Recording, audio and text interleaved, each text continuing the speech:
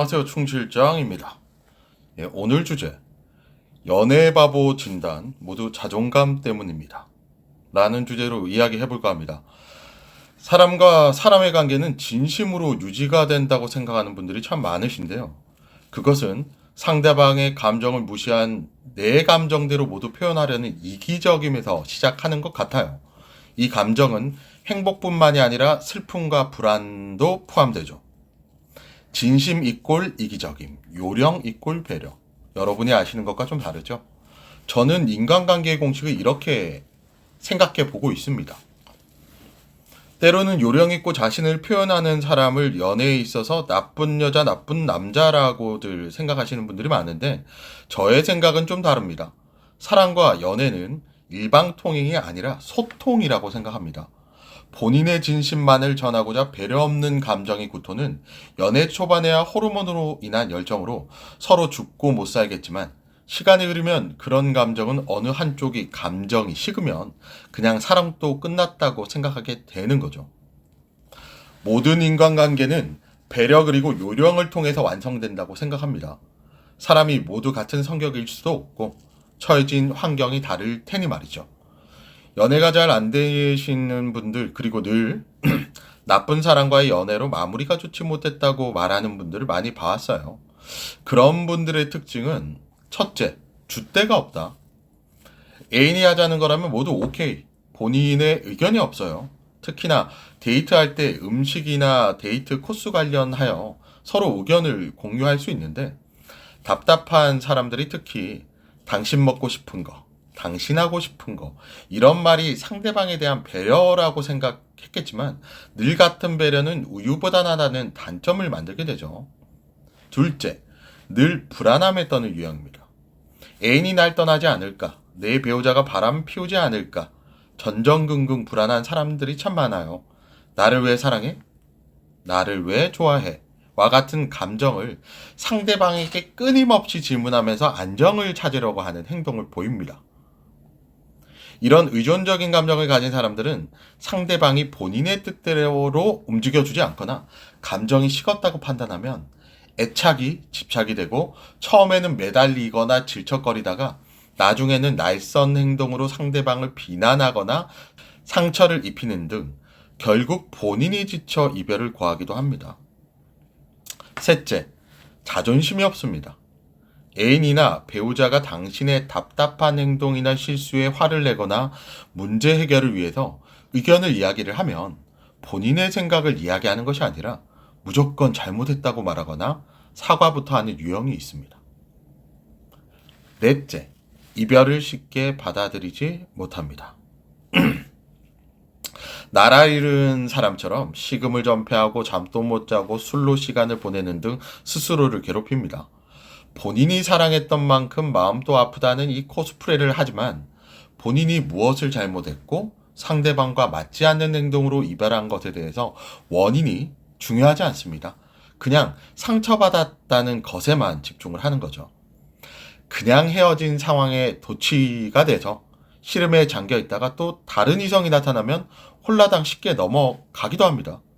대신 상처 많은 사람 탈을 쓰고 거리를 두는 것 같은 연기를 하지만 정작 빨리 손잡아 달라고 티가 나는 유형이죠. 이 복잡하고 다양한 연애고자 유형들의 공통적인 특징이 무엇이냐면 바로 자존감이 부족하다는 것입니다. 연애에서 자존감이 낮은 사람들은 달리 보면 착하다고 생각할 수도 있는데요. 그런 분들과 연애해 보신 분들은 착한데 질린다 라고 이야기 많이 하시잖아요. 아마 아시는 분들은 아실 겁니다. 이들의 우유부단함이 그리고 배려를 가장한 집착이 사람을 얼마나 답답하게 하는지 미쳐버리죠. 그런데 전문가들이 당신의 자존감을 높여라 라고 이야기를 많이 하잖아요. 온라인상으로 유튜브에서도 마찬가지고 이들은 무엇을 어떻게 해야 할지를 모릅니다. 자존감 높이라고 말하면 뭘 해야 될지 모르잖아요. 책을 사일라? 이런 조언을 알아들을 것 같았으면 지금처럼 연애 바보로 살지도 않았을 것입니다. 몸이 아파서 병원을 가게 되면 정확하게 병명을 진단하고 그 진단에 맞는 치료와 약을 처방합니다. 단지 건강에 신경 쓰세요 라는 말로 끝내버리는 의사는 없겠죠. 구체적으로 어디가 불편하여? 먹어서는 안 되는 음식이 무엇이고 해서는 안 되는 것들이 어떤 것들이다. 이렇게 이야기를 해주겠죠. 이처럼 어느 부분이 정확하게 좋지 않은지를 알려줘야 대처를 하고 개선이 될 수 있는 거죠. 자존감이라는 것은 구체적으로 분석해 봤을 때 복잡하겠지만 연애와 관련된 부분만 좀 짚어보면 크게 4가지로 나뉘어 볼 수 있습니다. 1. 자기 이해 2. 자기 긍정 3. 자기 표현 4. 자기 반성입니다. 이 요소들에 대해서 설명을 드려보자면 자기 이해는 본인이 어떤 사람인지에 대한 객관적인 판단입니다. 내가 원하는 것을 알고 나에 대한 이해가 올바르게 되어 있어야 주변 사람들이나 환경에 흔들리지 않고 자신의 감정에 충실할 수 있어요. 둘째, 자기 긍정은 본인이 가지고 있는 특징 그리고 행동들에 대해서 긍정적으로 받아들이는 것입니다. 남다르게 예민하거나 나쁜 습관이 있다 하더라도 개선을 위해서 노력을 하는 것은 좋겠지만 이것을 자책하거나 자꾸 움츠려들게 되면 스스로 무너질 수밖에 없습니다. 자존감이 높은 사람은 유전적으로 타고나기보다는 만들어진다는 것에 포커스를 잡아야 합니다. 셋째, 자기 표현은 자신이 원하는 감정을 숨기지 않는 것입니다. 자존감이 높은 사람들은 본인이 어떤 생각에 대해서 용기 있게 말하며 계획한 것을 행동에 옮기는 습관을 가지고 있습니다. 주변의 비판이 비난이 아니라는 것을 받아들이고 두려워하지 않고 실패를 할지언정 다른 방법을 찾아 계획을 실행을 합니다. 넷째, 자기 반성은 나의 문제를 받아들이는 마음가짐입니다. 인정하고 책임지는 것은 용기 있는 자만이 할 수 있는 행동이며 자존감이 높아야만 가능합니다. 늘 사람이 하는 행동이 좋은 결과를 만들어낼 수만은 없고 혹여 주변 사람에게 비난당할 만한 실수를 할 수도 있습니다. 사람이니까. 이런 것을 바로잡고 잘못을 인정하는 태도는 본인의 반복되는 연애고자의 패턴에서 빨리 벗어나게 해줄 수 있는 필수 요소가 될 것입니다. 즉, 사랑에 대한 감정은 연애 대상으로부터 오는 것이 아니라 나의 눈을 통해서 심장과 호르몬에서 시작된다는 것을 인지를 해야 합니다.